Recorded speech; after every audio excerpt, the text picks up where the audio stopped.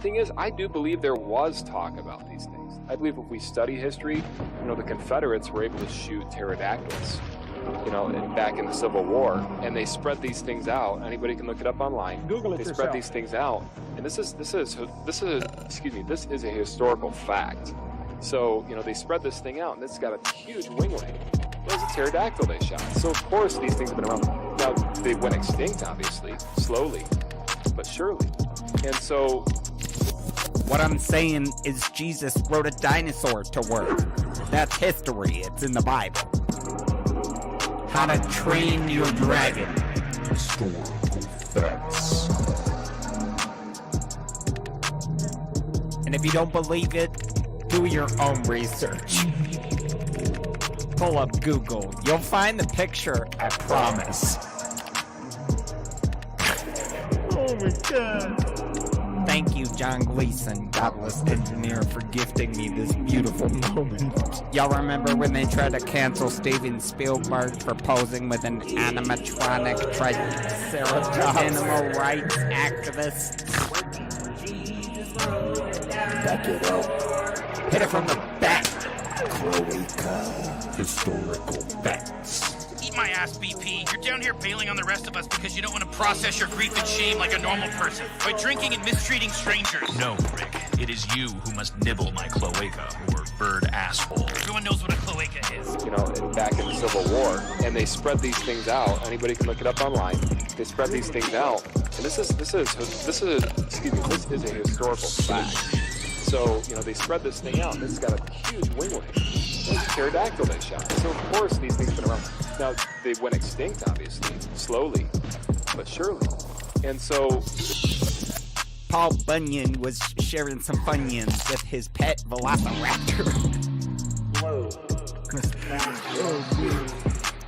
Oh, you thought it was an ox? Roll back the clock. Let me knock the socks off. Historical facts. I didn't cut out. You heard me. Are you a pervert or something? Okay.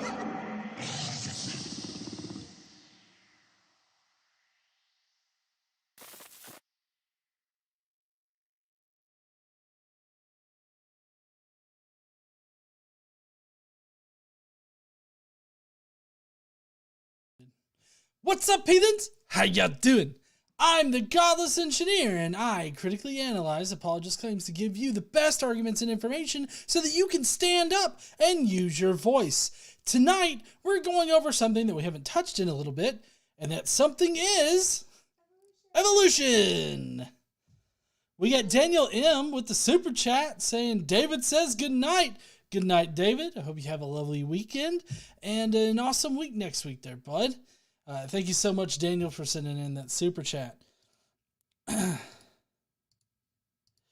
So, in case y'all...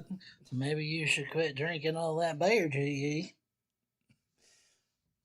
So, tonight, we're going to be going over this one channel called Reasons for Hope. And they have put together a number of debunked videos. These videos supposedly debunk a number of, I guess, arguments against the theistic or specifically Christian position. And one of those particular arguments is obviously evolution, or at least they think that evolution is an argument against their faith. They take up the mantle of trying to disprove evolution. And so this video tonight is about how fossils, specifically the fossil record, doesn't prove evolution. Sorry, I've got to mute something that I forgot to mute before we started. Okay. See, Daniel M says, I almost forgot David will be in T-ball this summer as long as I don't forget when it counts. Oh, cool. Awesome. I'm glad that... May the power of Christ compel you to get the fuck out of here. I'm glad that he's going to be playing T-ball. I'm sure that's going to be fantastic for both you and him. So awesome there, Daniel. But if you want to fuck around and find out how the fossil record definitely does prove that evolution is a fact, then please stay tuned.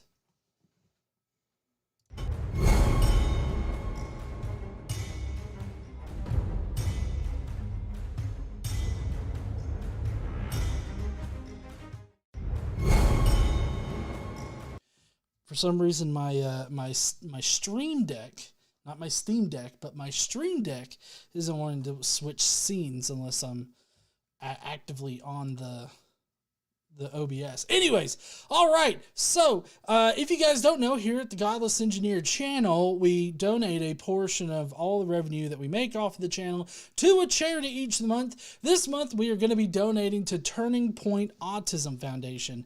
They provide much needed services for that community, and they're just an all-around great charity to donate to. So, if you want to help us do some good and donate to Turning Point Autism Foundation, then please send in a super chat, become a Skeptic Mafia member. Both of those things help immensely.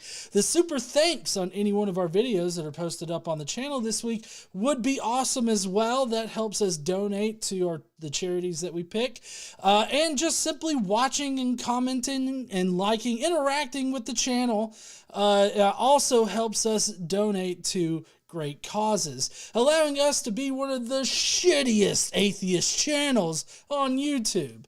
So help us do that. And but we do have a full show tonight. Moving past all the beginning stuff, we do have a full show tonight. We've got some Today I Learned. We've got some comments. We've got shitty ass science. Bro Cephas managed to stay sober enough to be able to explain some shit to us. And then we've got the actual video that we're going to be covering, and that's whether or not fossils prove that evolution is a fact. And supposedly Reasons for Hope has the slam shut case against the fossil record. So can't wait to hear how that works out for them. Cadence says, fuck charities. Here comes the gravy train. I get something. Oh, sorry. I didn't do my lint rolly thing. Hold on. Technical clothing wardrobe malfunctions with GE. Except I'm not popping like my titties out or nothing. And there's also no Justin Timberlake around. I wonder, is it a mark of me being old for me to use that reference? How's that? No more wardrobe malfunction? The lights are more catchy. It was up by your right shoulder, but I think you got it. Okay. I think you got it. Just don't turn around. Got it. Thank you so much, Cadence, for your super chat. I appreciate you so much for that. Oh, the Wizard of Uzo. Uzu? No, Uzo. It's like Bozo, but Uzo. Wizard of Uzo says, with a member chat saying, unsubscribing for lack of kitty popping. I don't know what that means, but I feel like maybe we're on a list now. I don't know. Anyways, so we need to hurry on up, get on into the Today I Learned. So y'all ready for Today I Learned? I know I'm ready to learn some shit, and I got some interesting fucking shit for y'all. Yep. There may or may not be a weird name that I'm going to have to pronounce. Y'all ready for this shit? I know I am. Today I learned! Woohoo!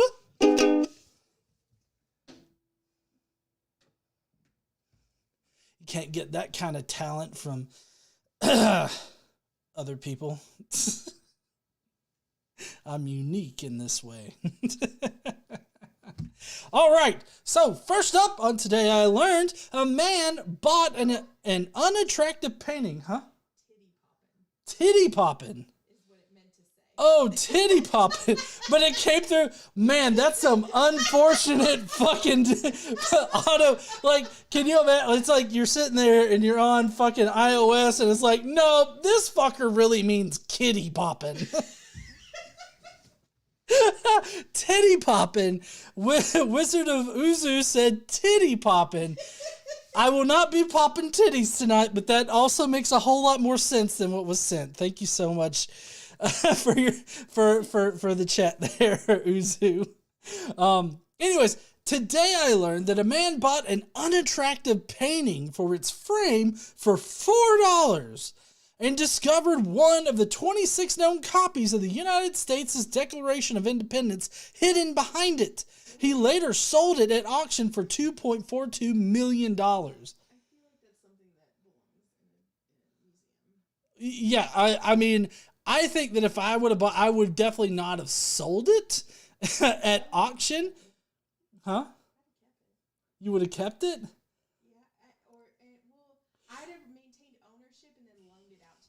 Yeah, that's what I'm saying. Like, I wouldn't have sold it at auction. What you do is you loan it out. Like, you make people pay, like, a stipend to display it or some shit. And then you use that stipend to pay to store it. That way, you can retire. It's like, what do you do for a living? I own the Declaration of Independence. That's what I do for a living. What do you do for a living? I rent it out for parties. Rent it out for parties. You know, that reminds me. Yeah, I'm drinking water tonight. Very clear water. It's got no alcohol in it, as you can tell. But no, you know, that reminds me of the movie Glass Onion.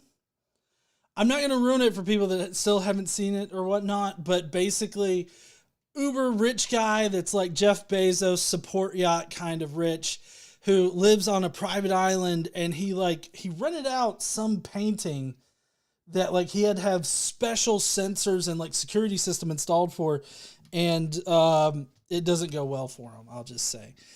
Anyways, I would have definitely set up some kind of way to loan it out to people instead of just selling it. But maybe that's way too complicated. I don't know, because I'm never going to be in that position. Anyways, next up on Today I Learned something really outrageous, and hopefully none of the Republicans find out about.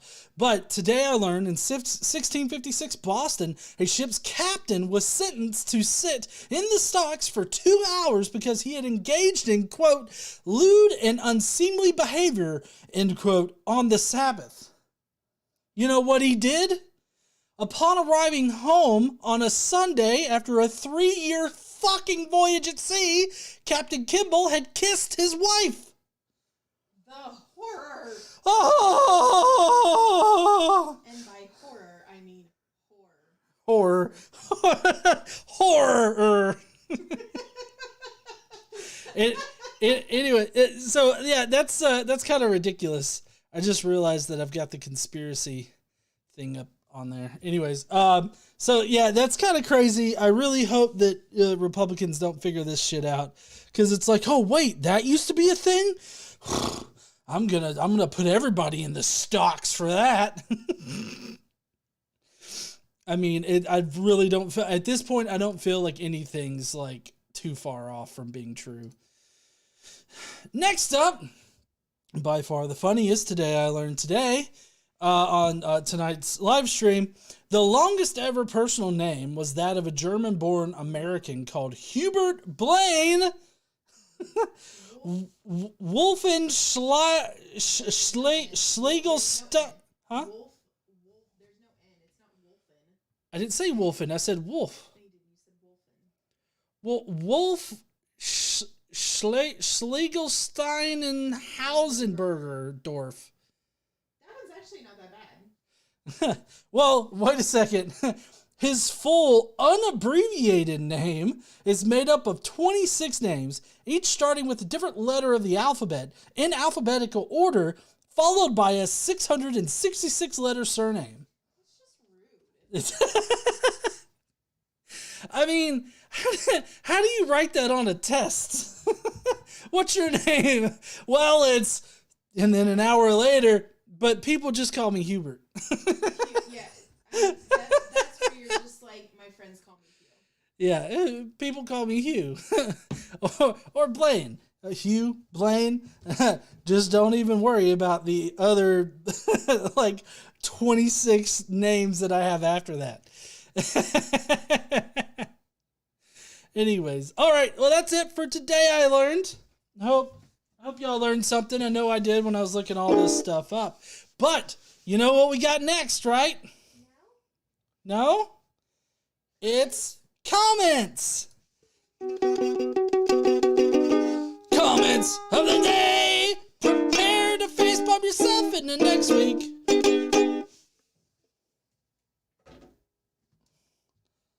I'm a master of the ukulele. I'm just saying, like, I don't know if anybody can really rival me. That over the rainbow guy, nothing on me, I'm telling you. All right. First up, I know that the video yesterday on Thursday was an hour long. I don't expect people to watch all of it. It's really repetitive, like going over things that we've already covered. So, I mean, I don't expect a lot of people to watch it, but I feel like this encapsulates everything about the video, and that's just that he didn't check the scholarship. And I feel like that's incredibly true, despite the fact that he held up the book right there on the video and was like, I've read it. I've done the work. It's like, no, you fucking haven't. Here's the evidence that you haven't. So I feel like that's all you really need to know about yesterday's video. But still, I implore you to go and watch it. It's got a lot of great information in it. In case you're curious about the whole mythicist position and everything like that. And now next up, kind of in relation to that first one, is this one on my Dennis McDonald video that I posted a little while ago. Jay Tremilli says, you have multiple peer-reviewed articles by PhD scholars and historians. You cannot, as a respectable professional, call this a conspiracy theory. And that's what Dennis McDonald says about mythicism, as well as a plethora of other scholars who have not actually read the position or know anything about the position. They just have heard things from crank mythicists on the internet from like 15, 20, 30 years ago, and they have dubbed all of it to be crank. And so I feel like at this point you just can't say conspiracy theory and expect it to fly. Johnny says, oh, now you tell me I can just skip it? No, you don't need to skip it. It's still got a lot of great information in it. You should definitely go and check out both the Dennis McDonald video and the Dadpool video. Just a little bit of money. They're both good, in my opinion. Just a little sucking my own dick there. But anyways, I can't do that on YouTube? Okay. Next up is Liam Conlin. And originally he thought that I deleted his comment, but I think he probably just couldn't find it or it hadn't posted or something like that. I don't know. Anyways, Liam says, I think your commentary is a straw man as you misrepresent the evangelical position of a person's works. Oh, well, I am always down to be corrected about this. I mean, if I have an incorrect view of evangelicalism, I would want somebody that knows to tell me. Although I feel like because of how varied Christianity is, even within evangelicalism... Hey, y'all know what? Any time is a good time for a beer. I feel like with how varied Christianity is, even within evangelicalism, you're going to have a hard time presenting like the solid case that is only... one that is the only evangelical view. So now I got the notification for Deviant Outcast, but I'm not seeing it in the side chat. Oh, it's top chat. Let's do live chat. Still not there. Thank you, YouTube. No, I don't. But it popped up. I don't know what happened. Anyways, all right. So very interested to see what he has to say. Just because salvation is by faith doesn't mean that works do not matter. Our moral imperatives still come from our duty to live up to our moral standard. Well, my entire point with the evangelical thing is that whatever works you do doesn't affect your salvation. Like, in a very strict, particular version of evangelicalism, like... Just a little bit of money. I don't know what's going on with Deviant Outcast. Yeah, I feel like YouTube's censoring something here. But in evangelicalism, as far as I understand it, like there's not like some kind of immoral thing you can do that would make you lose favor with God to where you wouldn't get into heaven. Like as far as I understand it, the judgment that occurs whenever you die and you go to heaven, let's say that that's like what happens. If you're an evangelical, you believe that as long as you believe in Christ and you believe Jesus is the only way into heaven, that means that, as long as you believe in Christ, then you're going to get a free pass into heaven, right? So I don't see how whatever moral actions you do affect that, because that's one of the big selling points for evangelicals, right? Is that it doesn't matter how bad you are here on earth. You gain salvation through Christ, and you beg him for forgiveness and all this other stuff. It's not like in Catholicism where works matter as far as... dipshit. This person just bought you a bear. Okay, I'm not exactly sure why. Like, Dragon Master did a super chat, but Deviant Outcast popped up. Dragon Master says Christianity, because the truth always has over 200 virgins. 2 Timothy, what the fuck ever? Shut the fuck up. Yeah, I don't know. Well, that was Dragon Master that just came through that second time, but it's been Deviant Outcast. I don't know what's going on with their stuff, but for some reason it's just not coming through. Okay. So as far as evangelicals go, it's not like Catholicism where, works matter as far as God's judgment. It's only whether or not you believe in Jesus. So I don't see how I'm, getting something wrong here.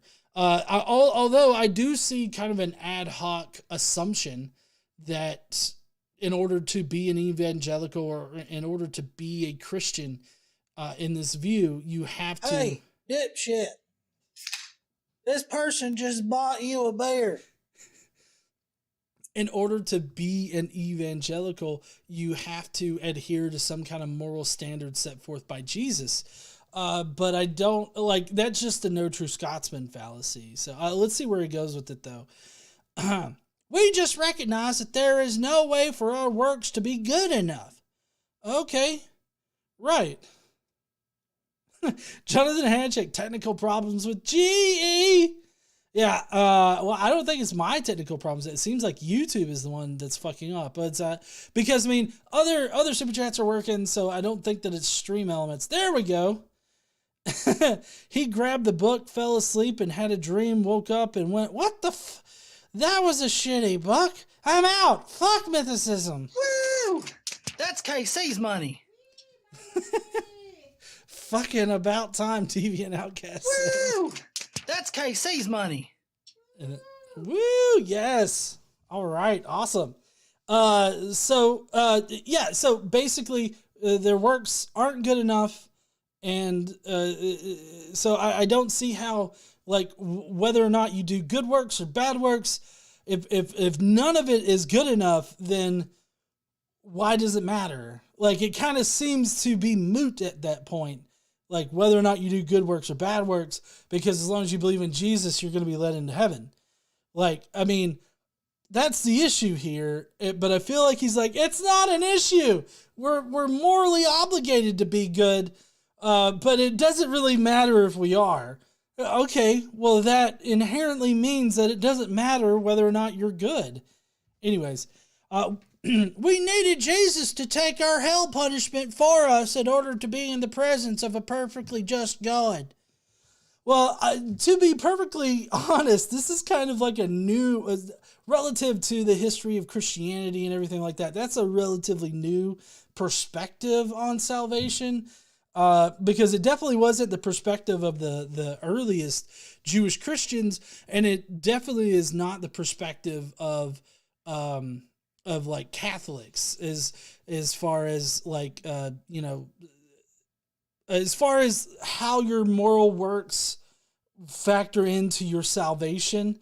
That's the new part that I'm talking about. Like, I get the whole, Jesus took on your sins so that you can be a sinless person after your death and all this other stuff because you're reborn through Jesus, what the fuck ever. Like, I get that. But what I'm saying is that the combination of your moral actions with salvation, like, and those things being separate, or your good works not being good enough, that's relatively new as far as Christianity, like the history of Christianity goes.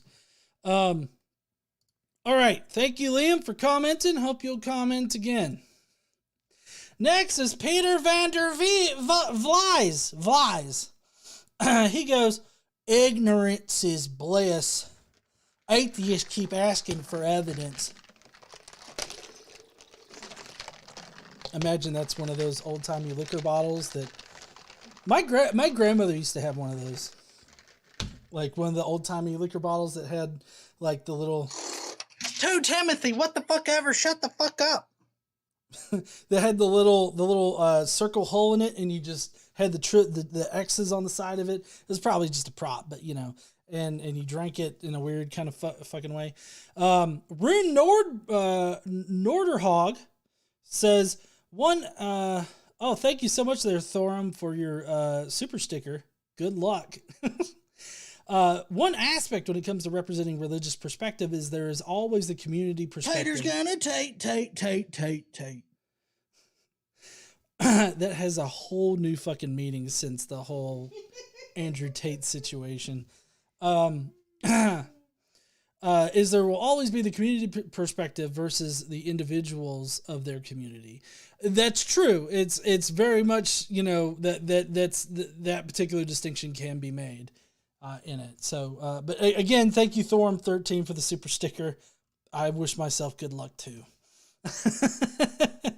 Anyways, okay. They know it can't be done the way they want, but they so stupid to keep on asking, thinking they so smart.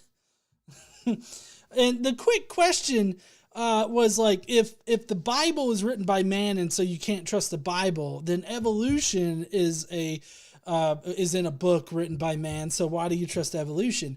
Well, here's the big difference between the two, and this is what I point out in the short, is basically that while both are man-made concepts, right? While God doesn't have any evidence behind it, there's a mountain of evidence behind evolution, making evolution a fact, which if y'all want one of these shirts, you can get them by going to btwevolutionisAfact.com. I believe that there's a link down in the description if you guys want to go and check that out. But yeah, so thank you so much there, my sugar, my glucose monitor. We keep asking for evidence. Yes, we do, because nobody can provide good evidence for God. I like how it's the acceptance that he knows the kind of evidence that we want, but it can't be done. So he knows that the evidence doesn't exist. I feel like in this comment, he's acknowledging that he knows that the evidence that would be required to prove that God exists doesn't exist. And instead of like taking that and like learning from it or trying to figure out better arguments to believe in God, he just goes, but they so stupid. Oh man. Those kind of comments just make me laugh at this point, because there's just nothing of substance there to deal with. So there's no point in even dealing with it. All right. So this is Fisher of Men 64. That sounds like a video game from the Nintendo 64 days. Fisher of Men 64, where you can become Jesus Christ. Hey, there's that video game that's coming out soon that I, on the one hand, I want to play, but on the other hand, playing what they've already got, I don't know why it took them so long to do what they did. Like, it seems like it's just another point and click like game kind of thing, and they really should have done better with the graphics and the gameplay and all that. Anyways, so he goes, DNA proves the existence of God. DNA is a code, information, and instruction. Instruction is made up of words. Words are created in the mind and are thoughts expressed. A word cannot write itself, so who wrote DNA? Nobody wrote DNA. DNA is a chemical. DNA comes about through chemical processes. DNA is governed by the laws of both physics and the laws of chemistry. And so because the laws of those things, like physics and chemistry, it doesn't need an intelligent designer behind them, because they just operate. as a natural function of reality. So we don't need any kind of creator for it to be written. What we're seeing now, as far as life goes, is the current end product of billions of years of evolution. And so you can't just sit there and be like, I don't know how chemicals operate together in order to have organic materials and living things and shit, so therefore it's impossible. And that's just an argument from incredulity.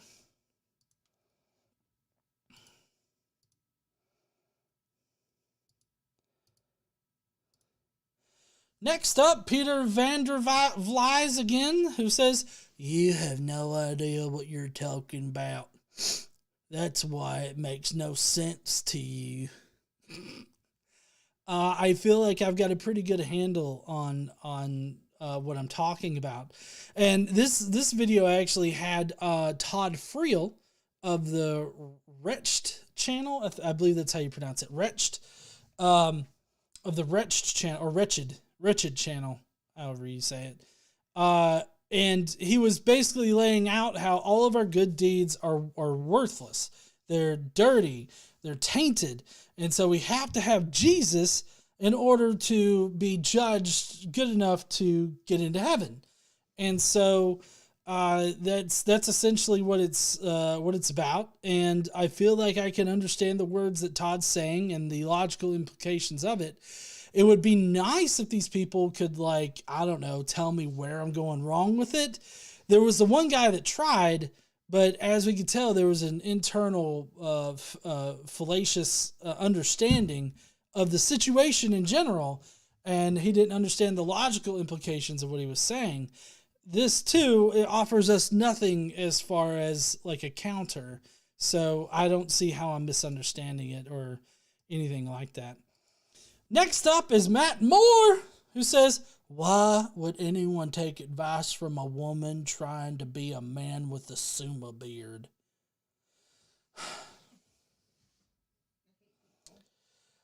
Yeah, so this is on a challenge for atheists. So there's no women in the short. It's the challenge for atheists comes from Mike Winger, and then there's me. So he's just being a transphobic piece of shit. And I captured this, and I can't remember if I deleted it, but normally I delete transphobic pieces of shit comments like this. So just wanted to take a second to say Matt Moore is transphobic bastard there. All right, next up, this is how Cain got a wife from Sean McDowell. Tyler Lane, he says, do you realize this is a part of the theory of evolution? What? My interest is piqued. For evolution to work, a male and female of a species had to evolve at the same time from a different species. That's not how it would work. But I can understand why somebody that doesn't understand evolution or how species can propagate and all this other stuff, I understand how you wouldn't understand that. See, a lot of these people that don't understand evolution or are ignorant of evolution don't really understand speciation or what it even means to be of a certain species, because it's really fuzzy. Like, there's no like hard line, this animal's changing this much and boom, now it's a new species. Like, you always have to kind of make an argument for why it should be classified as a new species or why it's turned into a new species of animal. See, they only think morphologically. Like, oh, look, there's a cat, and then we're expecting it to turn into a monkey. At some point, boom, a cat is going to shit out a monkey, and then that monkey is going to ejaculate a human. It like a human's gonna come out of a monkey's penis or something like that, and that's their understanding of evolution and speciation and shit. And so this is kind of representative of that, because obviously you don't need male and female of the exact same species in order to propagate, because there are during evolution you can have one species slowly deviating away from the other portions of the population, And, you could still have interbreeding going on. Like, for instance, hominids, Homo sapiens, we intermingled with Neanderthals. So they were a different species, but we were still close enough genetically to where we could propagate, with each other, and some did. So you don't have to have a male and a female from the exact same species. They don't have to co-develop at the exact same time. You just have to have a group of organisms that are adapting to their environment in the same ways. And as far as sexual reproduction goes, there are a lot of benefits to sexual reproduction, but there are some drawbacks on occasion. It's kind of a complicated subject, but basically sexual reproduction comes about or evolves whenever a species finds kind of like a bottleneck in their genetic code, like they don't have enough genetic diversity. Sexual reproduction allows for some more genetic diversity, but it doesn't necessarily mean that there will be genetic diversity. There's a lot of factors that go into it, but basically sexual reproduction allows for a more diverse genetic code, whereas asexual reproduction is, it can really stifle a species, and it can be harmful because like these recessive mutations can be prominent, and that could really hurt the species. So and there are plenty of species out there that actually have both sexual and asexual reproduction methods that are available to them, and it's just the different environmental pressures that a species will develop or start using sexual reproduction over asexual reproduction. So, let's see. In order for them to be a different species, that means they could only breed with themselves to continue producing fertile offspring. I lean toward Adam and Eve were the first Homo sapiens, and microevolution is also a biblical concept. Macroevolution has too many fallacies and not observable because it's false. Well, you see, that's just begging the question at the end there. It's like macroevolution has too many fallacies, it's not observable, and therefore it's false. But that right there is just patently untrue, because we have several examples, like in the fossil record that we're going to be going over tonight, where we see macroevolution happening. And also, just to point out here, evolution is evolution is evolution. It's all evolution. If microevolution exists, then macroevolution exists. Those two things are inescapable. They are deeply coupled together, because if you have evolution on a small scale, then the only thing that's required for evolution on a large scale is just more time and more fucking. Just saying, either fucking other members of a population, or fucking yourself. Either way, it works, I guess. But I believe that was actually it. Yep, that was the last one. All right, so that's going to be it for the comments tonight. I hope that y'all learned something. I know some of these I did, some of these I didn't. But we're about to be going into the shitty-ass science portion, so I got to go get fucking Brocephus up here so that he can explain some shit to y'all. So I will be right back. Oh, Daniel M. has a super chat saying, I still have yet for evolution deniers to explain the duck-billed platypus. To Timothy, what the fuck ever, shut the fuck up. Maybe I'm actually gonna tell Brocephus about that. He'll come and he'll explain the duck-billed platypus. That's not part of the shitty ass science, but we'll see what we can do. Shitty ass science. What gonna answer some science shit really wrong? What up? How you doing? I'm doing pretty good. How you doing? I'm doing fine. I really like that pizza you was giving me. Yeah, I know you like pizza. I do love pizza. Had that crazy bread and shit. I love that stuff. Yeah. Mm-hmm. Also, I love my blanket down there. Thank you. You got me one of them weighted blankets. Mm-hmm. It was awesome. I will always get you the best blankets. I know. I love my blanket. You know how much I love sleeping. All right, here we go. GE told me about this whole duck-billed platypus thingy, okay? It's quite simple. It's not really going to affect the whatever in the fuck's going on there. So the duck-billed platypus was just a really late night with a lot of fucking bourbon and gin, okay? God was up there. He had the Jack Daniels out. He had his Kraken. He also had some Sprite so he could make some Kraken cream soda. And he just kind of was just pounding it away. He had his wife beater on. He was like, hey, I'm going to throw these motherfuckers a curveball, okay? We're going to make a little rodent-looking figure, but we're going to give it a fucking bill like a duck. Also, just to fuck with them, we're going to put fangs in the back of its leg that have poison. Ha! I'm not done yet. It's going to lay fucking eggs. They won't know what the fuck to make about it. If there's ever a case that they can make for God's creation, it's definitely this right here, brought to you by Jack fucking Daniels. And that was at the poker table up in heaven. I promise you, I was given revelation by God and Jesus, and they showed me the videotapes of that night.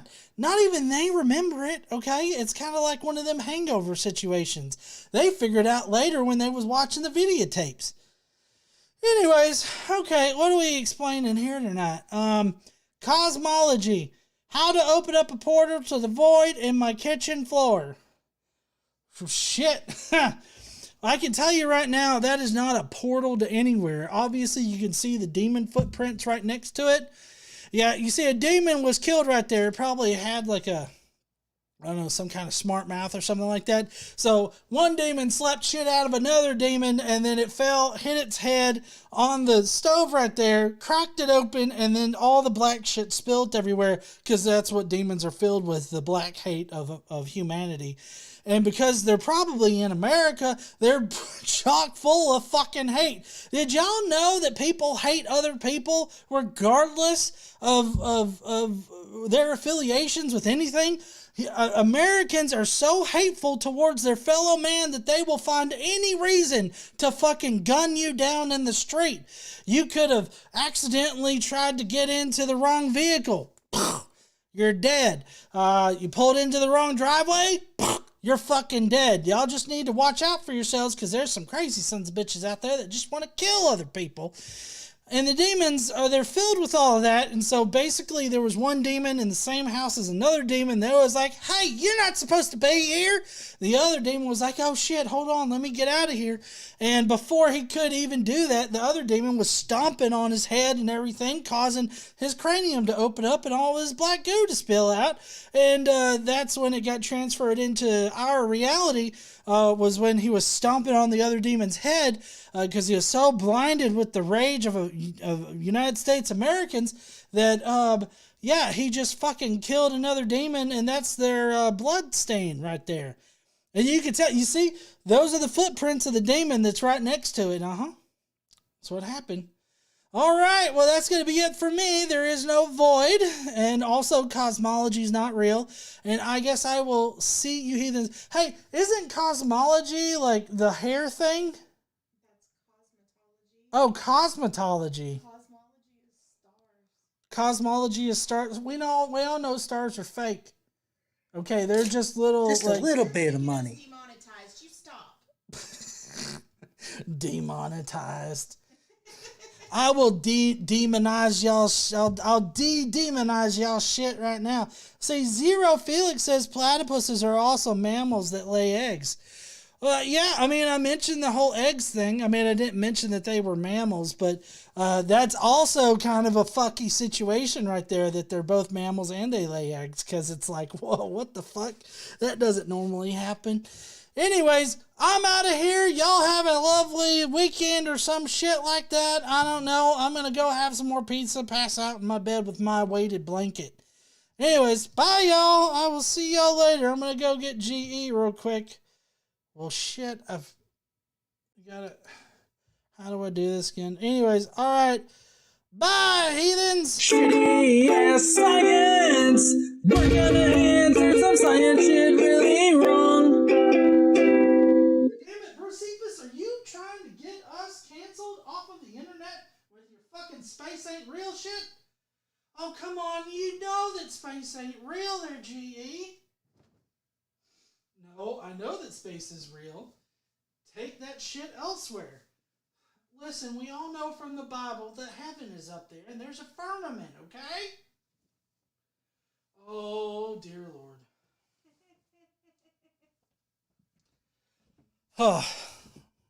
What's up, heathens? Yeah, so I don't know what the fuck this is, but I mean, I feel like it's black paint, and maybe they were painting their cabinets black, like their souls.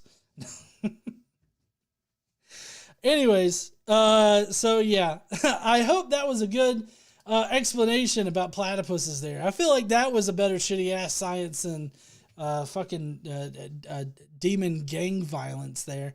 Anyways, all right, y'all ready to get on into the video tonight? I know I am.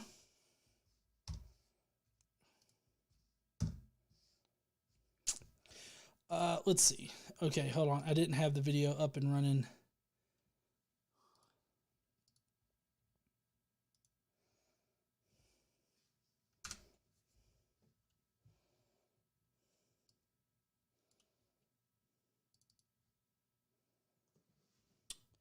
Are you gonna start? There we go. All right. Yep, this is the right one.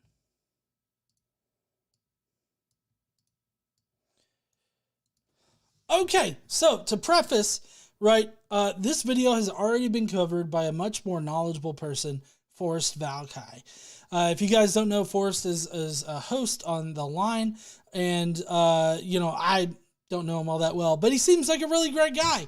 And he did a pretty good job refuting this video, but because his following is so large, the Reasons for Hope guys decided to jump on his coattails and respond to his criticisms of their content.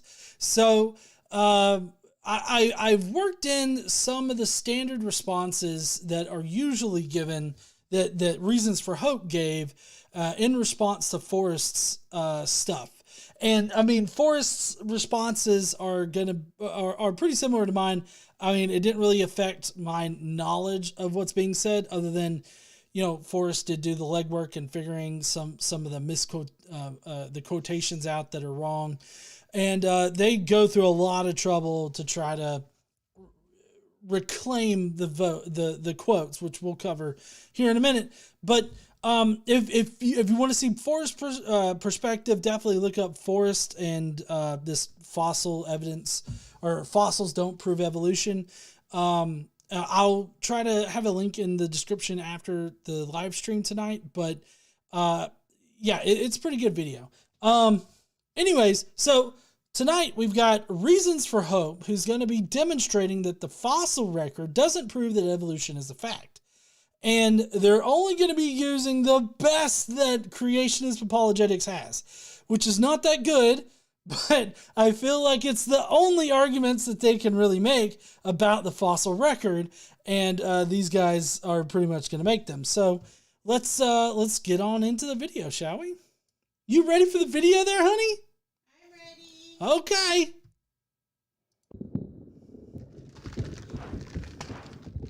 We've unearthed millions of fossils around the world, so with all this evidence, so to speak, it's clear that the fossil record proves evolution, right? Well, actually, no. Didn't when Darwin was alive, and hasn't since he's been gone. In fact, Chucky D himself knew this when he wrote the following: "Geology assuredly does not reveal any such finely graduated organic chain, and this, perhaps, is the most obvious and gravest objection which can be urged against my theory. The explanation lies, as I believe, in the extreme imperfection of the geological record." Okay. We've got Drew's book reviews with a super chat. Thank you so much there, Drew. Drew says, "Hey everyone! I didn't leave a comment on the vid this week. Maybe you should quit drinking all that beer, GE. Been working hard unpacking and settling into my new place. Just wanted to say hi, y'all." Thank you so much there, Drew. I appreciate you. And yeah, definitely get all that shit unpacked and, you know, come back whenever you can there, man. Appreciate you. So I stopped it right here because obviously I feel like it's a basic rule of apologetics, especially creationism, to quote things out of context. And that's exactly what's happened here. Now, in the response video, to this, they had a bit of a problem with Forrest pointing out that in the very bottom right there, I don't know if you guys can see it, but it's got like a citation, right? This citation is wrong if you actually buy On the Origin of Species by Charles Darwin. You can go to Amazon and get it. I went to Amazon and I bought it, and just to do my own fact checking about it, because down there in the bottom it says in chapter 10, right? But it's not in chapter 10, it's actually in chapter 9. Now, in the response, they point out how their particular copy of On the Origin of Species has it in chapter 10, not chapter 9. They also further quote some of Charles Darwin's stuff, like surrounding this passage, and it has totally different words than what appears in On the Origin of Species. So I'm not exactly sure what copy they have. Like, I don't know if it's like some kind of like apologist abbreviated copy or something. I don't know, but obviously there's something fucky going on with, their citation down there. But also they're misunderstanding what Charles Darwin is saying. And not only have they taken him out of context, the context in which he brings this up in is very important. Because what he's saying is he's discussing the pushback that could be levied against his idea. And one of the pushbacks, which he says is a valid pushback, which is a tough pushback, is the fact that at the time in which Darwin was writing this, the fossil record was not as completed as it is now. Like, they didn't have as many fossils. They didn't understand a lot about fossils, as far as like the breadth of the fossil record. They didn't understand a lot. So obviously the fossil record at the time didn't support evolution. But what Charles Darwin was able to do is to hypothesize that for any fossils that are found in the future would only support this idea of evolution.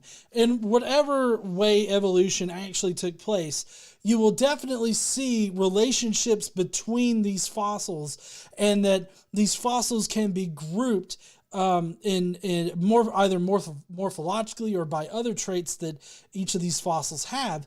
That there's a whole field of science that deals with organizing the species and into clades and all this other stuff. So at the time that he was writing this, obviously the fossil record did not support him, like, as far as the fossils that they had. It didn't support, evolution, because we didn't have as many fossils as we do now. Well, this does not fucking affect the guys over at Reasons for Hope. They have an argument against that. But the important thing to know here is that this is taken out of context. They're being anachronistic in importing their idea of the full breadth of the fossil record into this time, because they're making it sound like Darwin knew how many fossils we'd find or how many fossils there are and the connections between the fossils, and yet he still said this. That's just simply not true, and it feels like they're just taking this quote out of time and place.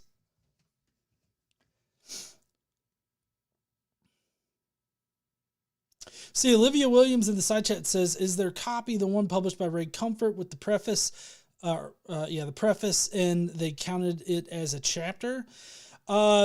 Maybe. Probably. I mean, I don't know what... I know that they had like a PDF or a digital version, so that might be it.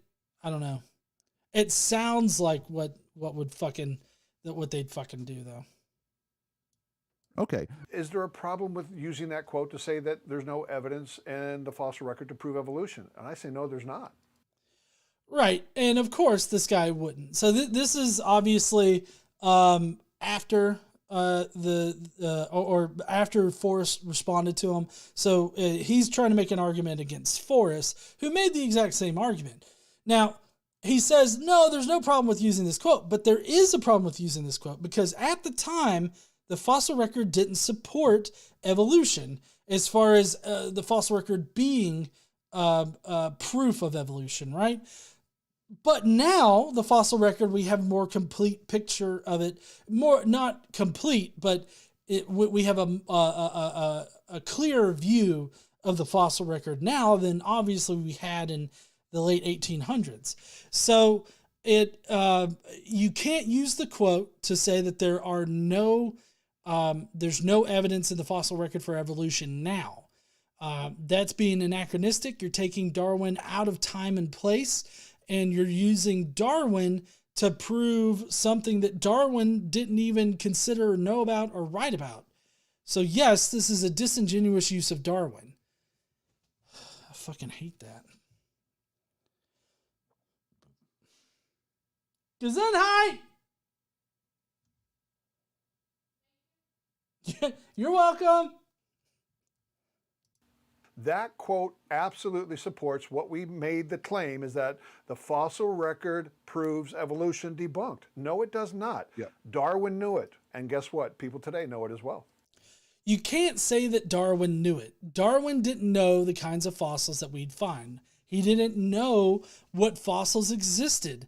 What he did was he provided a hypothesis that the fossil record would fall in line with the idea of evolution, that further discoveries of fossils would only further support evolutionary theory.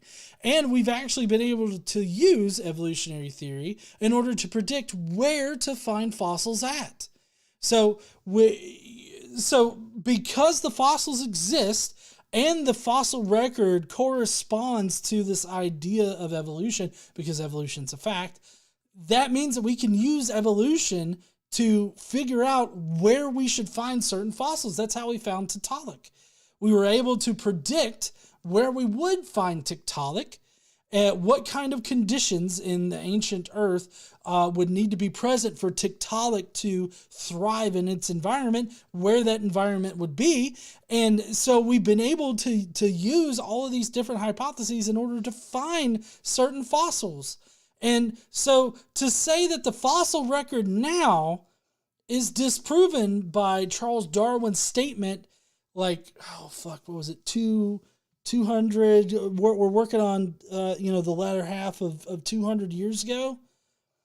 Like, that's just insane. Like, you can't use that as evidence. I know that they want to, but you can't. But surely after all the time since Darwin, digging and discovering fossil after fossil, we have a more perfect geological record that supports evolution, right? Not even close, bud. Even back then. So, I'm wondering, Tater's gonna take. Cadence says, PSA, books like Darwin's Origin of Species and other scientific classics are available for free in their entirety as an original scan ebooks on Project Gutenberg's website. Oh, that's cool there, Cadence. I didn't know that. Thank you so much for letting me know about that. I always forget about Project Gutenberg until it's brought up about Project Gutenberg, but I don't know. I guess my go-to is to go to Amazon and be like, oh, is it available? It's only $1? I'll buy that for $1. I wonder who got that reference. I'm just old, I think. Anyways, obviously we found way more fossils. We found millions of more fossils or whatever it is, as far as what their video has said. But the thing is that the fossil record that we've been able to put together has only further supported evolution. And this is recognized by, paleontologists, biologists, like everybody recognizes the benefit of having a fossil record and what the fossil record points us to. Now, as far as the finer aspects of like, well, how did organisms evolve? What were the mechanisms involved in this evolution? How exactly did these species deviate and all this other stuff? Those are the kinds of discussions that are being had. But apologists like this like to take, and I guess I'm speaking about the further, the stuff that I wasn't able to cut into this video that they discuss in their review of Forrest's video, but they take more people out of context, and they try to say, oh, well, look, these scientists, they agree with us that the fossil record doesn't prove evolution. And that's just simply not true, because we have several more pieces of evidence outside of the fossil record to prove that evolution is true. But evolution can, for one thing, the fossil record supports the idea of evolution, but also we can use the idea of evolution to predict what we should find in the gaps of our knowledge of the fossil record. And you know what the funny thing is that this relationship that the fossil record has with evolution, which is what we should expect to find if evolution is a fact, which it is, we're able to use evolution to predict what fossils we're going to find. And then you know what happens? What happens? We find the fucking fossils! It's happened with Tiktaalik. It's happened with multiple other fossils. We've been able to use evolution to prove what fossils, or well, not prove, but to hypothesize what kind of fossils should we find here. And you know what? Fuck it if we don't find those fossils. So this is a tightly coupled dependency there, because evolution is a fact. Let's say there were no fossils. Okay, well, then he has no evidence at all. Zero. He has none now. Actually, the evidence now shows that there wasn't gradual modification along the way. But I don't get that point. So, even if we didn't have fossils then, we still know that it's true, because we know that evolution is true, and that's a point that we'll get to in the future. But because of the fossil record that we don't have any evidence for, because there's no fossils. No. Listen. So they're trying to make it sound circular, right? But in actuality, the fossil record supporting the idea of evolution comes from the fact that we find these fossils of organisms that seem to share traits. And evolution can clue us into, how those species deviated, or what, we can use evolution to hypothesize, well, if this group has this trait and this group has that trait, then we should find a previous ancestor that should have either both traits or some kind of mix of both traits, or whatever trait we're talking about. We should see a progenitor of that trait, something that precedes that, right? And so we can use evolution to hypothesize what should be there. And because we do find it, that further reinforces that evolution is a predictive model, which is one of the key characteristics of scientific theories. So it's not circular like they're trying to make it out to be. It's just that with us consistently finding fossils throughout time, it's only further reinforced the explanatory and predictive nature of evolution. And that's how it supports evolution. To how two renowned evolutionary biologists summarize the truth. Instead of finding the slow, smooth, and progressive changes, they saw in the fossil record rapid bursts of change, new species appearing seemingly out of nowhere and then remaining unchanged for millions of years, patterns hauntingly reminiscent of creation. Well, yes, because once you identify a species, then that species is that species. When a species starts to change and they start exhibiting new traits, we find that this species is somewhat like this species, then, we know that this species branched off of that original species. So for him to say, oh, well, this species started to exist here and then they remained unchanged. There was a group of organisms that pretty much stayed the same as far as being the same species. Sure, the species started to exist and they continued on existing until they existed no more. Does that mean that there was no change? that there was no change that was experienced, that there were no branches that came off of that species that changed a little bit into a different species. No. That's the basic assumption that they're making here, is that once there's a species, there is a species. And that, yeah, there's this other species that pops up chronologically after the first species, and it looks a lot like that original species, but morphologically it's somewhat different. They have different traits about it and everything like that, enough to say that it's a different species. So obviously they have nothing to do with one another. That's the assumption that they're making here, and that's just a bullshit assumption. It's a bullshit assumption to assume that one species exists and that's it has no relation to other animals. They need to prove that, which they can't. Who's your buddy sending a super chat saying it's almost like populations evolve and not a single individual? It fucking exactly. Populations evolve. Maybe you should quit drinking all that beer, GE. Populations of animals change over time. And sure, once a species is a species, it stays that species for the entire span of that population's existence. That particular species' existence, they will always be that species. But that doesn't mean that their population doesn't change and become some different population. The fossil record doesn't show gradual change, and every paleontologist has known that ever since Cuvier, or however you pronounce that.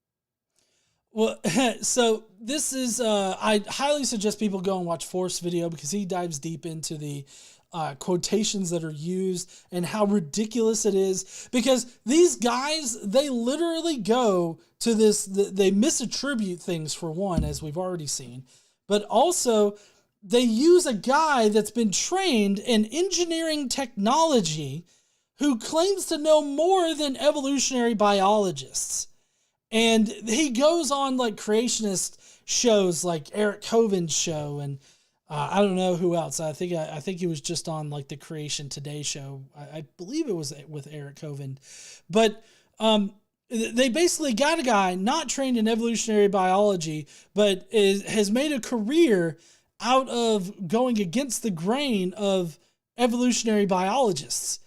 And I mean, normally I don't pull out the like authority card, but I kind of feel like in order to do that, you would need at least a background in evolutionary biology of some kind. And he doesn't have that, like, at all. But anyways, definitely suggest looking at Forrest's video. I'll have it linked in the description after the show tonight. But definitely check that out for a more in-depth analysis of these quotes that they use, because they're definitely quoting either out of context or they're misattributing the sources of the quote. Yeah, I think when you simplify things and say it just needs to change over time, everybody goes, oh, I guess that makes sense. But when you actually start thinking about all the mechanisms that need to change, the blueprints that need to change to make the things, the structure's got to change, everything's got to change. And you can't just go, well, it just did it. You have to actually show some kind of evidence, some kind of evidence that can even happen. So this is interesting to hear them say this, because evolutionary biologists have done this.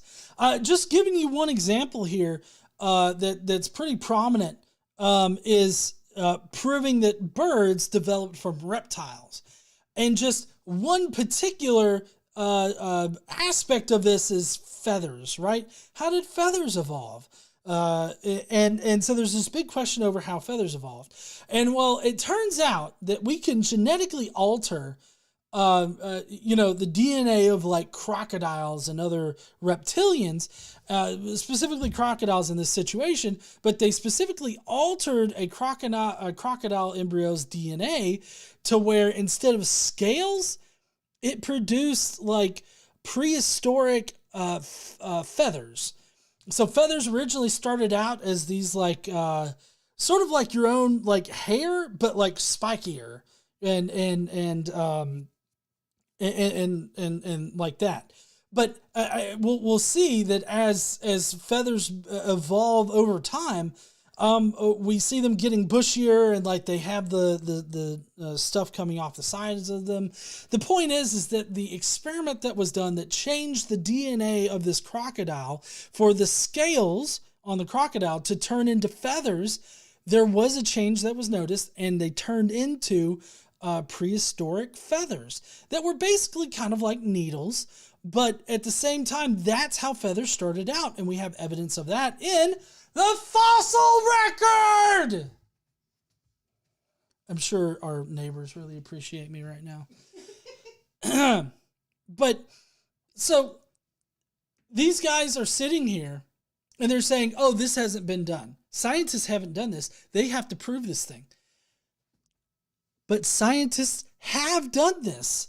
They have proven it. They have done the lab work for it. They have shown that it's true. It's just that these guys don't care to go to Google fucking Scholar. Or they don't understand. That's a good point. There's multiple avenues to explain their ignorance on this. But I feel like all they would have to do is go to Google Scholar and type in, like, how did feathers evolve? Or, what science experiments have been done to prove this particular aspect of evolution. That's all they have to do, but they refuse to do it. And I fucking hate it when people refuse to read the source fucking material, as you all should know by now. I mean, so to have and the 20,000 changes based on mutations. And think about it. The point that he made, even if you give them the millions of years, there's still not enough time for all of those things to take place. And that's undirected. That's with no intelligence involved at all. Exactly. Okay. So this is a common talking point from creationists, is that there's not enough time for all the genetic changes to happen in order for evolution to happen. But they go through this whole long thing where they show this video, this bullshit video about how whales couldn't have evolved from land quadrupeds. It's a total bullshit video that tries to lay out how there's not enough time for the genetic changes to happen. But what they fail to understand is that multiple changes can occur in an organism, in a short geologic period of time, like 100,000 years or something like that, which would be short for a geologic time frame. So you can have a lot of mutations that happen in parallel with each other that shrink that required amount of time. But in order to make it sound like there's not enough time, they only have to consider things sequentially. They only consider certain mutations in a sequential manner. Like, oh, well, first this has to develop, and then this has to develop, and then this has to develop. And so it takes all that time in order for these things to happen, and so there's not enough time. When in reality, things can happen in parallel, and they often do. One organism can develop one trait while another organism develops another trait, and then when they mate, or their groups mate, they can merge all of those changes like a fucking GitHub branch, and they can have an updated genetic code and shit. Drink up, motherfucker. It's not getting any better. That's fucking true. Daniel M. says you have to remember plugging fingers into your ears. That didn't happen. La la la la la la la. That is also a possibility, is what Casey just confirmed. And yes, we do know Casey's always right. I could go on, but there's always going to be opposing views because on both sides of the debate, the same evidence is interpreted through different worldviews. So, let me see what he says after this. You got to remember that, people. Facts don't say anything. People say things based on their interpretation of facts, influenced by their worldview. I do agree that we have our own interpretations of facts. Or, well, there are the facts, and then there's our interpretation of it. But I feel like in this particular situation, these are not the same thing for the creationist view versus a naturalistic point of view. Because the naturalistic point of view has evidence. We have natural processes to explain all this. We have the explanatory power. And you know how the creationists attain all this explanatory power and how they explain everything? Oh, I'm sorry, a fucking wizard did it all! And that's their explanation for it. These are not the same thing here. I get that we have our own interpretation of the facts, and we have our own ways of putting these facts together to argue for some particular point, and that those are affected by our biases and all this other stuff. But people have to forego this entire notion that the creationist side and the naturalist side are on the same fucking level. We're not. They're proposing a magical sky wizard decided to create all of life and created all the diversity magically out of fucking nothing. And that's their explanation for everything. They can't explain the changes in species. They can't explain the fossil record as we have it. They can't explain a plethora of things in science and history, biology, every single field of science. They have a problem with explaining shit, but they solve it. They put a little Band-Aid on it by saying, oh, a fucking magical wizard did it. Don't worry about it. I need some water.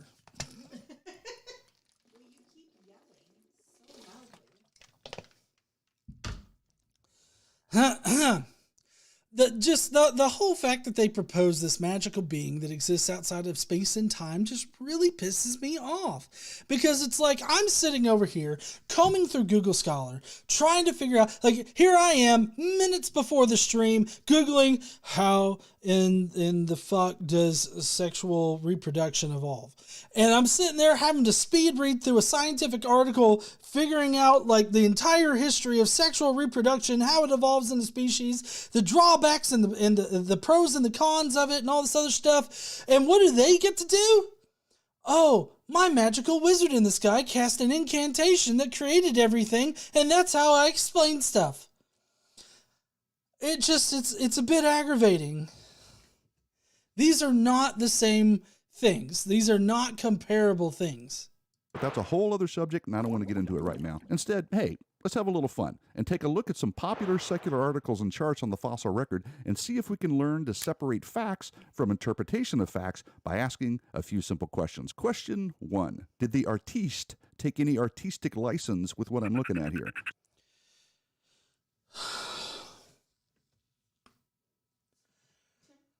Just to put this in perspective here, I have a picture from the Ark Encounter where even Ken Ham is saying, hey, we've taken artistic license with the representations in this entire fucking museum. Don't give me this shit about an artist representing Australopithecus in a forest when we couldn't have had a picture of Australopithecus in a forest, and so we have to use our best guess as to what that would fucking look like. Anyways, so yes, there is quote-unquote artistic license in that we didn't actually have a picture of Australopithecus going through the forest or anything like that. What we do have is fossil evidence that shows us what their faces would have looked like. We have fossil evidence for, them walking upright. There's multiple different points of evidence in their skeletal structure that points that out. The placement of the vertebra on their skull, their knees have a dead giveaway that they walked upright. Their pelvis, how that was shaped, is a dead giveaway for it. We could also, gauge how tall they were, how muscular they were, and all that. Like, has this motherfucker never seen the show Bones? Because, like, in the show Bones, she diagnosed somebody with tendinitis just by looking at the fucking joint on the fucking skeleton. And you think that we can't figure shit out, basic shit out enough to paint a picture? Like, what the fuck? See, this is why they don't respond to me. Check this out, because this happens all the time. Look, isn't that sweet? So cute and fluffy. Okay, why do you think the artist made these creatures appear more human-like by throwing in an affectionate smile and depicting them hanging out like a human family going to a picnic or something?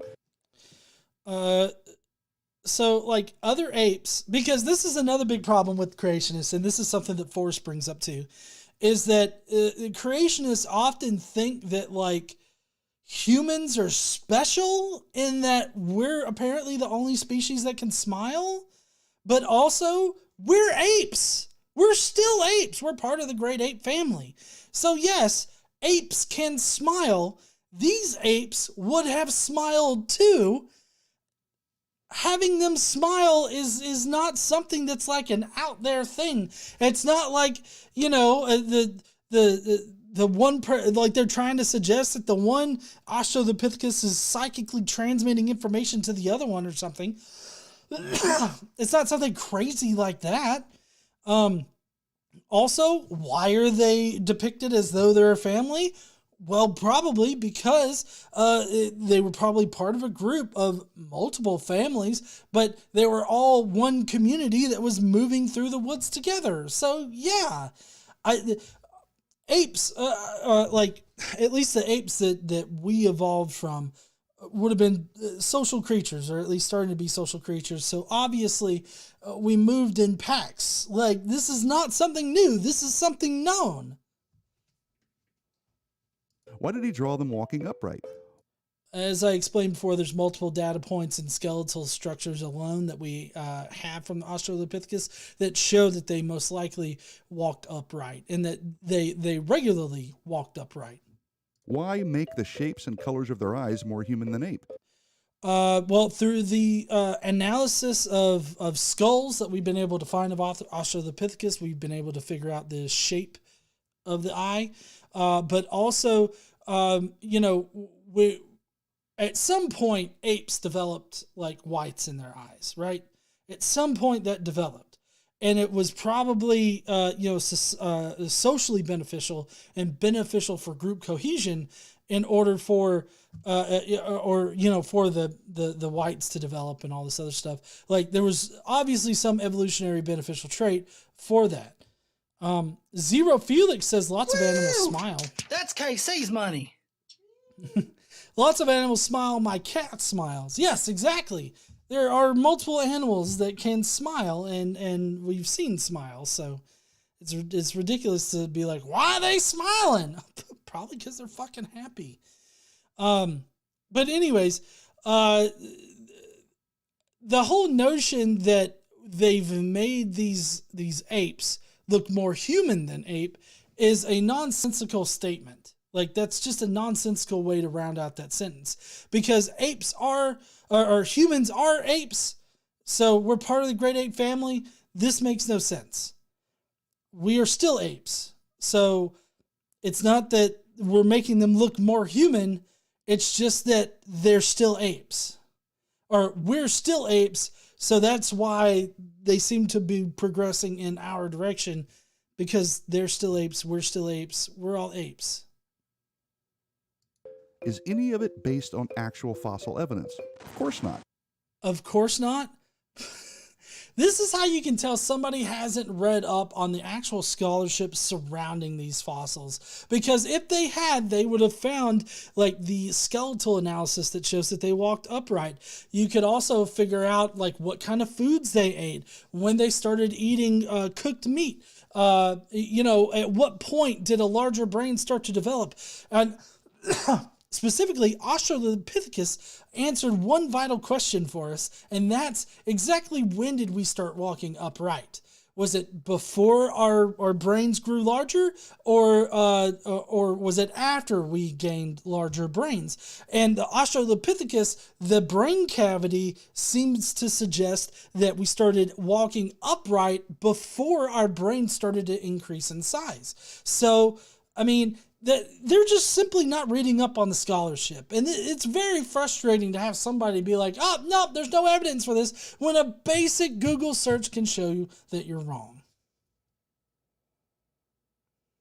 But if you want the story of evolution to appear more convincing, you just might fill in missing gaps with your presuppositional imagination. Well, I mean, we don't fill in the gaps with our presuppositional, like, assumptions or anything like that. Like, there's a difference, because his insinuation here is that these are ad hoc assumptions that we're making about either Australopithecus or these other transitional forms. And the thing is that we're not being ad hoc about it. We have good reasons for making these assumptions. We have evidenced reasons for making these assumptions. So just saying that, oh, they fill it in with these ad hoc presuppositions that they have is not representative of the actual scientific data, because we have good reasons for making certain assumptions. And if further fossil information or further genetic or further argumentation proves that, oh no, it wasn't this way, it was another way, then we just change, the hypothesis or our particular view of things. And that, because that's how science works. If we have better information, then we change how we view the evidence. Or not how we view the evidence, but we change our hypotheses about the evidence. But I mean, that's just, again, how science works. Just saying. Question 2. Is the attention-grabbing headline or title supported by actual facts? For instance, take a look at this popular book called Why Evolution is True. We don't even have to go any further than the jacket on this one, because on it you got a dino evolving into a bird in 3 simple steps. There you go. But then on the inside, this is written, and I kid you not. The jacket depicts a chronological sequence of fossils showing the evolution of birds. We do not know whether the actual line of descent included, now wait for it, the first 3. Well, so, I mean, obviously that's just the jacket, and that's just the cover. My guess is that they were wanting to visually depict that, reptiles evolved into birds, which we have fossil evidence for, but more than that, we have other kinds of evidence that suggest this kind of descent. And so whether or not those first 3 that's on the jacket are in the exact line of lineage for that particular bird is what's in question here. Like, that's why it says whether the actual line of descent included the first 3 on the cover. So, that's up in the air, but there's no question about the fact that reptiles evolved into birds. Say what now? Doesn't that mean these 3 shouldn't be on the cover then? No, it doesn't mean that those 3 shouldn't be on the cover. It's just being honest about our knowledge about specific lines of evolution. Like, we can't say for sure that those 3 species are in that particular evolutionary line for that particular bird. But what we can say is that reptiles slowly evolved into what we have now as birds. Which means all you got is a modern bird, right? No evolution, just a bird. No, not a modern, I mean, obviously, the end product there is a modern bird, but even in the past, few million years, since the dinosaurs were wiped out, you have various different evolutionary lines for birds. They've changed. They've always changed. He just acts like, oh, this modern bird existed back in the time of the dinosaurs. That's what he's trying to insinuate here, is that this bird has just always existed. That's just not true. Talk about worldview filling in gaps. On to question 3. What do the graphics on evolutionary charts indicate? I mean, they sure do look convincing. For instance, on this one from the dinosaur book, you got solid red columns and white columns showing gradual progression over time. But let's read the almost imperceptible 2-point font over here. It reads, tinted areas indicate solid fossil evidence, which means the white areas represent no solid fossil evidence.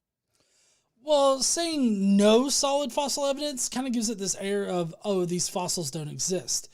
And that's not exactly true, but also, we're not given any kind of real information about what fossils this is even representing.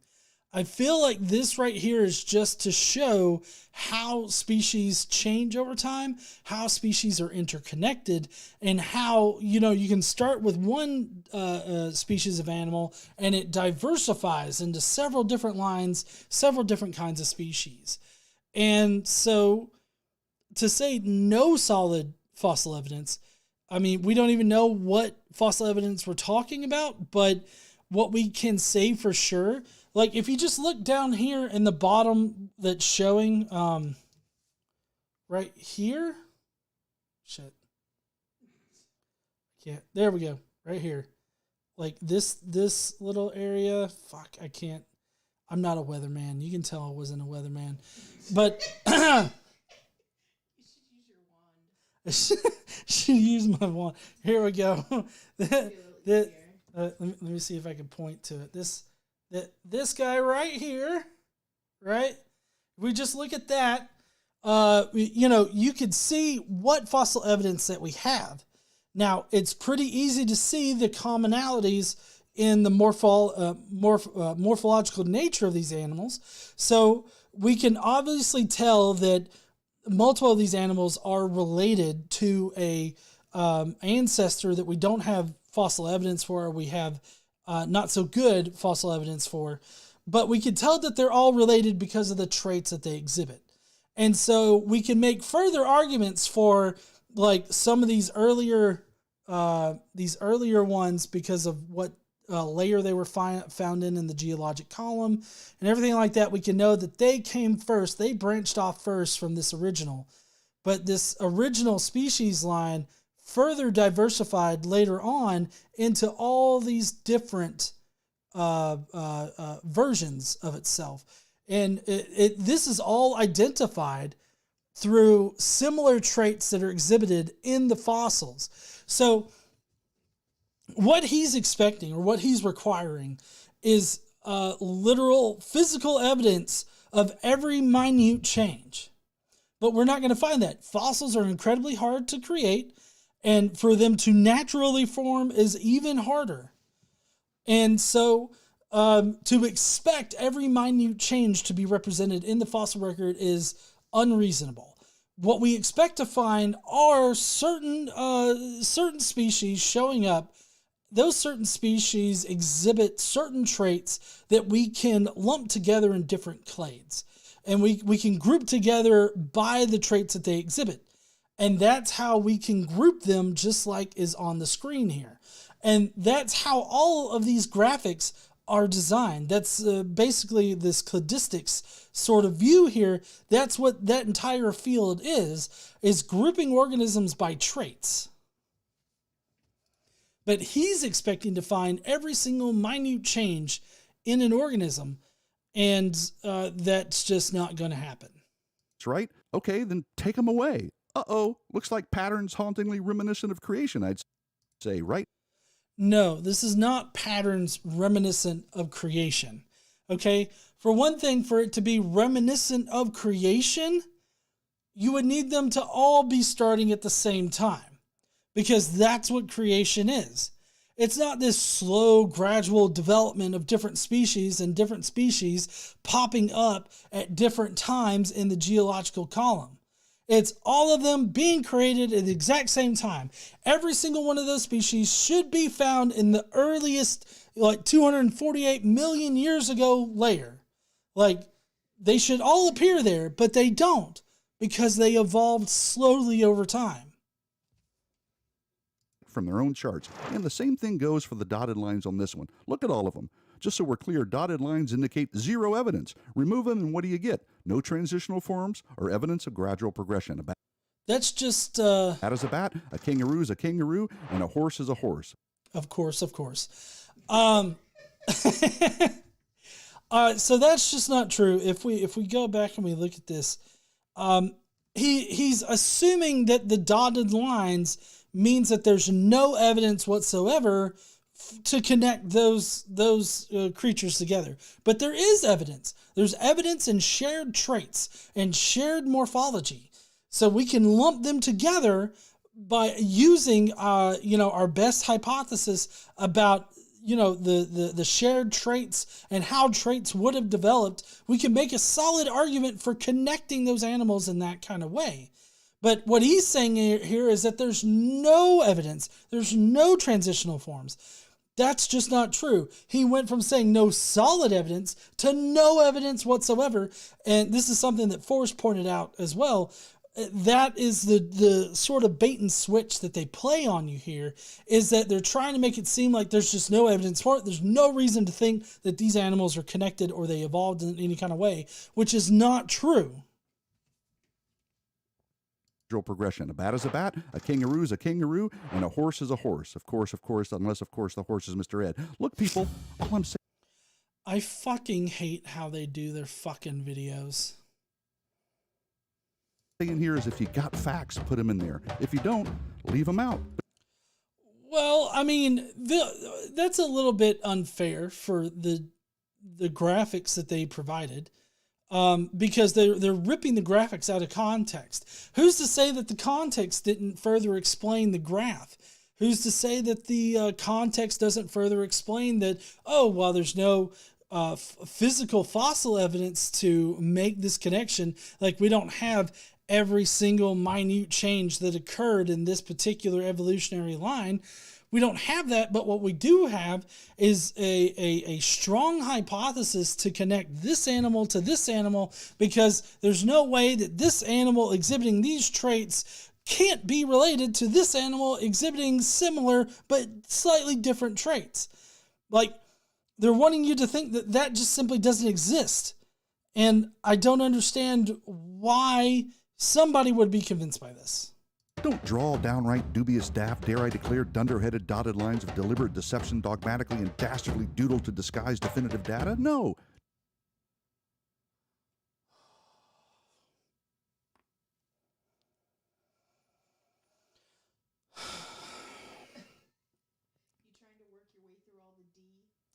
Yes, that was a lot of D to get through right there for a Christian video. Just admit what you actually see. Overwhelming evidence of living things, according to their kinds, suddenly appearing. Define kinds. That's all I ask. Define kinds. If you got the facts on your side there, Broseph, then why don't you define what a kind is?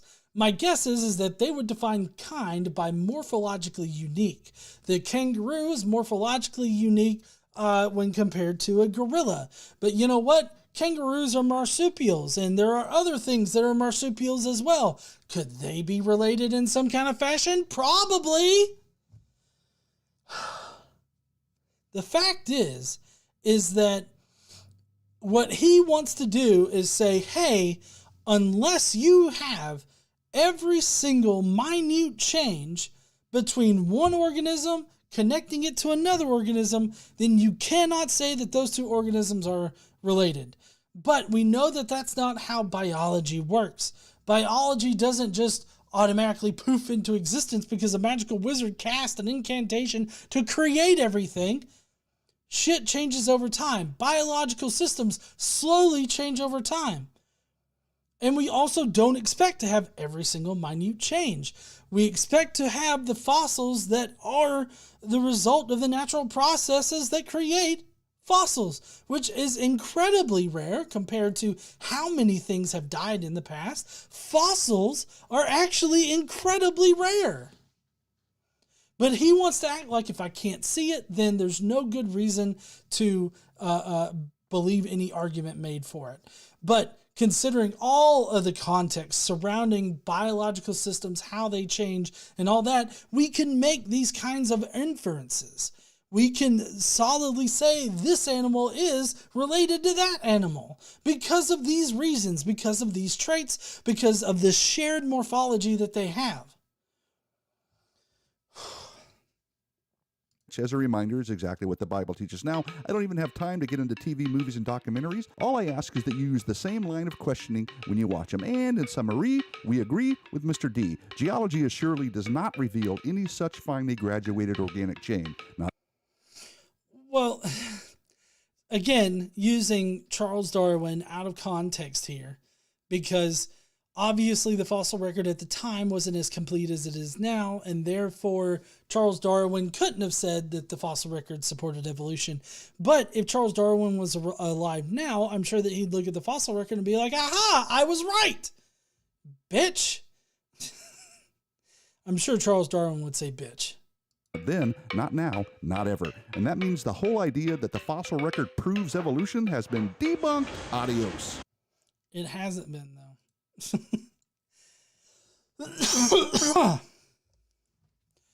Well, heathens, it's going to be it for his video tonight, or their video tonight. All in all, I wasn't convinced that the fossil record has been debunked as evidence for evolution. I believe that there's a deep coupling between the fossil evidence and the evolutionary hypothesis. I believe that... Listen, I don't care what you say. He was literally shitting in the holes!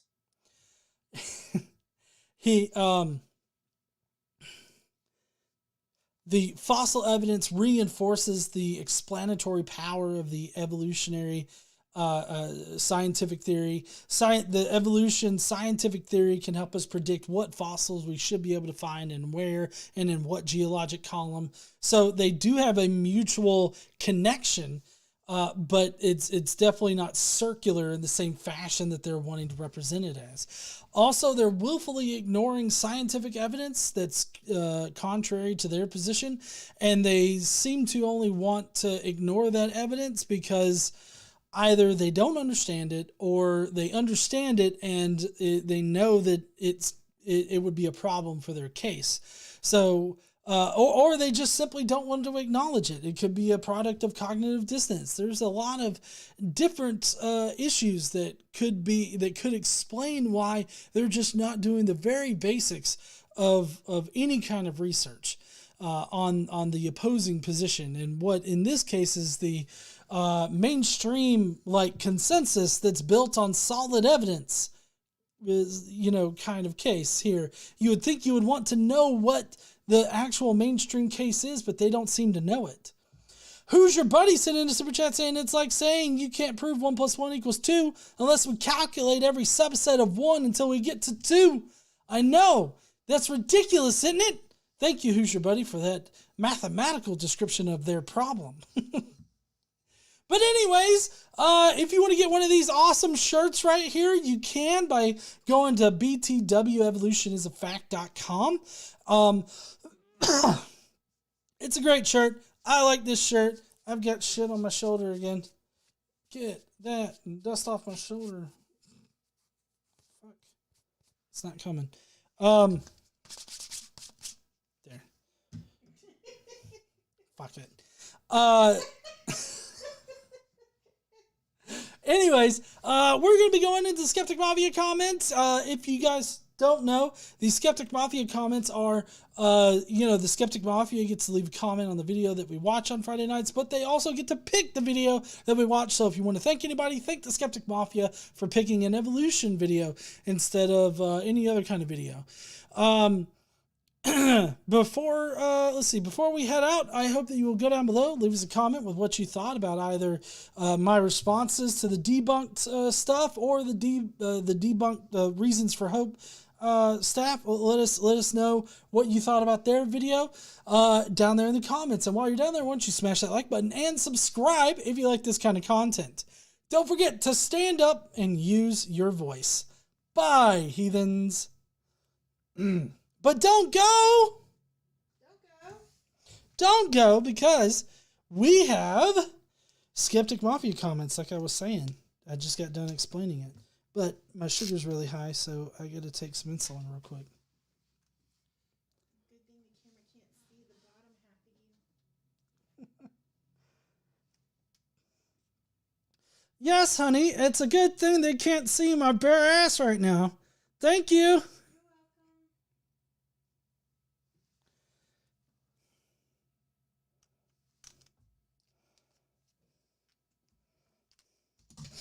All right, so let me get set up with the Skeptic Mafia comments. Last time I checked, there was only a few comments. I don't know if anybody else has left more comments or not. Just a couple more.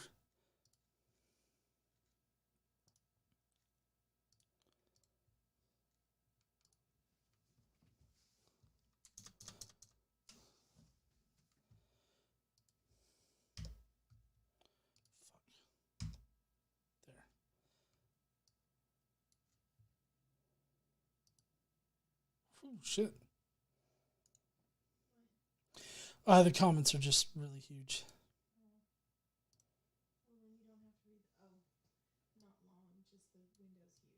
Yeah. I'll check the studio for any help. Okay. Thank you, hun.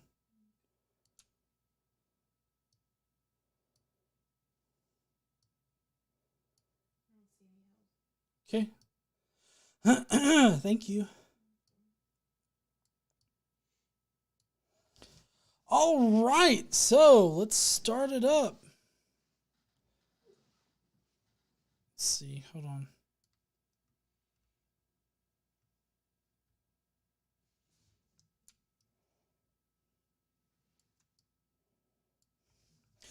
First up is Jonathan Hatchak, who says, wow, so many things wrong in such little time. Is 2 minutes before the hour, and now we have to watch GE combat the stupid. Can't wait to watch. Thank you there, Jonathan. Appreciate you. Next is Jester, Lord of Fools, who says, by George, you sure did find the missing Fink here, GE. These lies don't come anywhere near as cohesive anything, and I sure hope you know what he meant with that graph trick, because it didn't look like creationism to me. Now smash that like button and join the Skeptic Mafia, or else nothing will happen, honestly. But you will be missing out. I agree. You will be missing out. So definitely join the Skeptic Mafia. Next up is Deus Ex Tomato, who says, damn it, I was out all day and again didn't get a chance to watch this beforehand. So, yeah, oh well, you know what time it is. Say it with me now. ASCII time! And it's, looks like it's a lemur, maybe? Oh, no, it's a cat. It's the grumpy cat. No. The grumpy cat has commanded it, therefore let it be done. No, just no. And that's all I really have to say without going into a long diatribe about the fossil record and evolution and actually getting my debunk on. So on that note, make sure you go ahead and like and subscribe and do all the YouTube stuff and insert random generic Skeptic Mafia shilling here. Hey, I don't know if y'all know this, but once a month I meet up with the Skeptic Mafia. We've already met for this month, but next month, I'll pick a weekend. And, I take a weekend and we hang out for a couple of hours and just sort of shoot the shit. So if you want a chance to hang out and shoot the shit with me, then, you can become part of the Skeptic Mafia. Specifically a mafioso, I believe is where you get that at. Let's see. And KC is almost always right, and tomatoes are fucking delicious, especially those grown in space. And of course, by extension, me. Love you all. Mwah.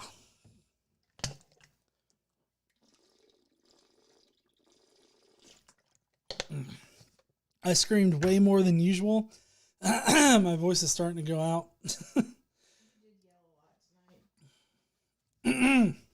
Next up is Trickster, who says, why do these people always think that they have that all they have to do is disprove evolution to prove their God exists? Just because an argument has some holes in it doesn't give anyone the right to just throw their God in those gaps.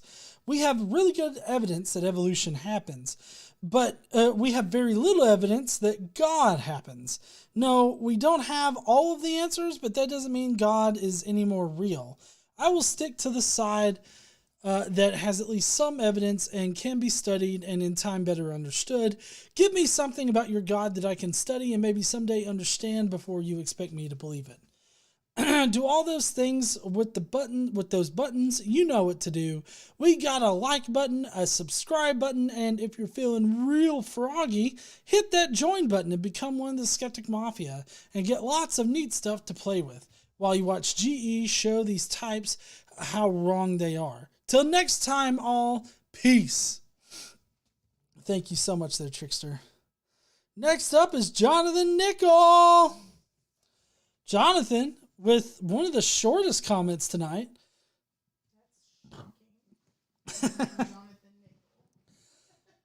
nothing but a gish gallop of creationist misinformation and distortions. He didn't even name the two supposed evolutionary biologists he mentioned. Also, what is an artiste? Evolution is a fact, and the fossil record remains one of the strongest proofs.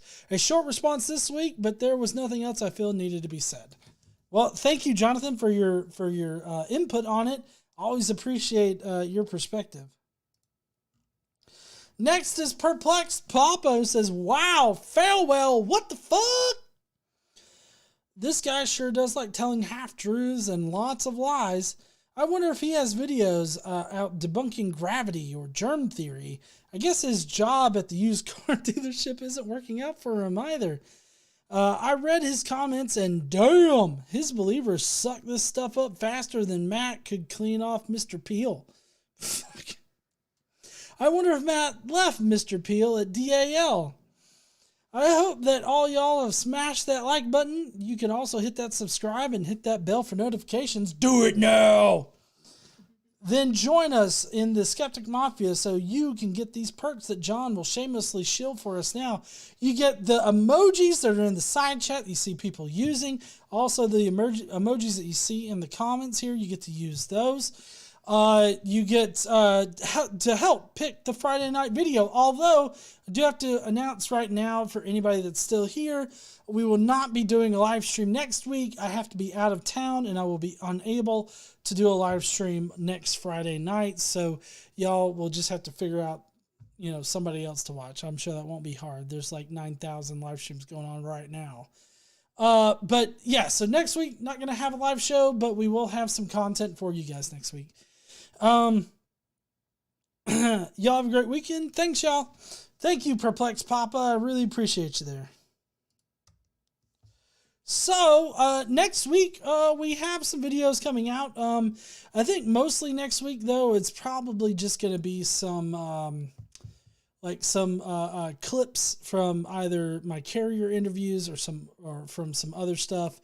But I do have a fresh new video for Monday that will be coming out, and then I'll have maybe a new video later on in the week. I'm not exactly sure yet. Like I said, I'm going to be out of town next week, so there's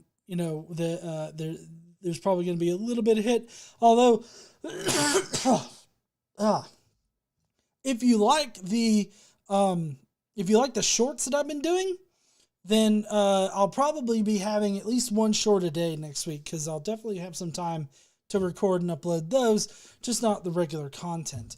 But anyways, that's going to be it for our show tonight. I've got to give my voice a break and probably go pass out and maybe get some more insulin, depending on how that happens. But in any case, y'all have a lovely weekend. We will see you heathens later. Don't forget to stand up, use your voice, and all that kind of good shit. Bye, heathens.